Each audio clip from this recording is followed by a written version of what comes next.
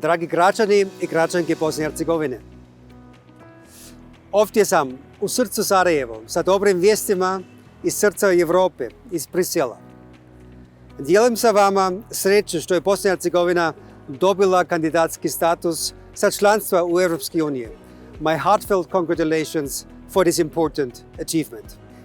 Bilo gdje da krenete u ovoj zemlji, naići ćete na kulturno nasljeđe i prirodne ljepote, uspjehe u oblasti umjetnosti i sporta, inovacije i tradicije i najvažnije, nepokolebljivi duh.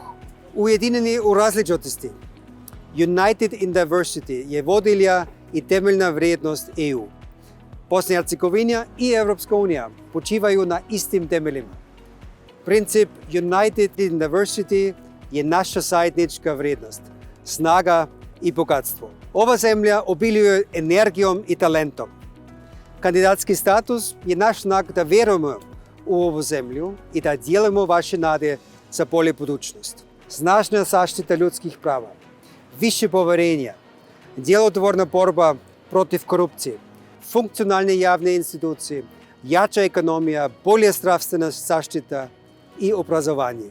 To je ohrabrenje za sve građane i građanke koji znaju da je put ka EU, put ka bolje Bosne i Hercegovine.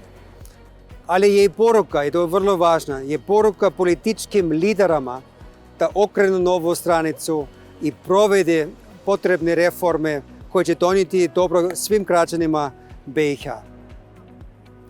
Znamo da je puno izazova pred nama, ali novi politički zamah je tu i to je moja preporuka. Iskoristimo ga. Let's use this momentum. Ja vjerujem u ovu zemlju koja je od uvijek u srcu Europe.